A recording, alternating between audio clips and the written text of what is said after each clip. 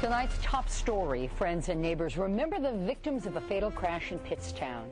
Good evening and thanks for joining us. I'm Benita Zahn. And I'm Jim Cambridge. State police say that driver fatigue is likely the main factor in the death of 4 people from Bennington, Vermont. Their SUV crossed into the wrong lane in Pittstown early yesterday morning, hitting a tractor trailer head-on. Killed were a mother and 2 of her 4 children, along with the woman's boyfriend. He was driving after a late-night flight from Central America.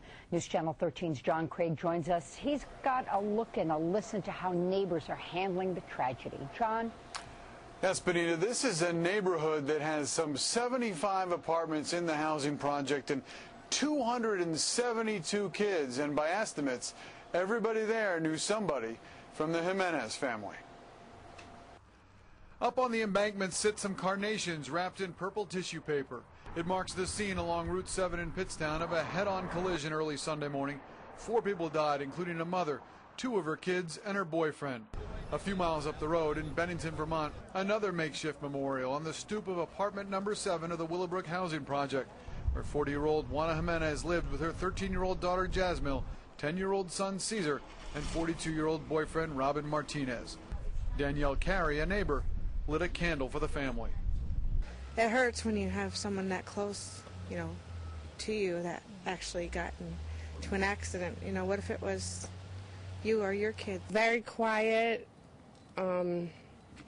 She stuck to herself, but when she was out, she was very friendly. One of the kids goes to school with my grandchildren up at Molly Stark School. So the kids, my grandkids are, taking it tough because, they're right around those ages. State police conclude that Martinez may have fallen asleep at the wheel early Sunday. He had taken an overnight flight to JFK Airport from the Dominican Republic and set home for Bennington. Only 15-year-old Jennifer Jimenez survived this crash.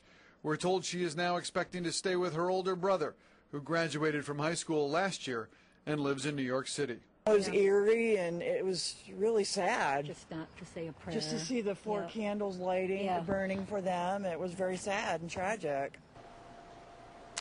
Another neighbor, Danielle Lake, is organizing a vigil this evening. They plan to light candles and launch balloons at Willowbrook, white balloons that have the names of Robin, Juana, Jasmine, and Caesar.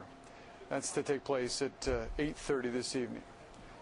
Benita, back to you. All right, John, thank you. Now, we can't be sure drowsy driving was the cause of this accident, but it appears the problem is more prevalent than you might think. According to the National Sleep Foundation, 60% of adults in this country say they've driven while feeling drowsy, and more than a third say they've actually fallen asleep at the wheel.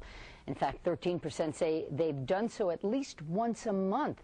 And 4% admit they had an accident or a near accident because they dozed off or were too tired to drive.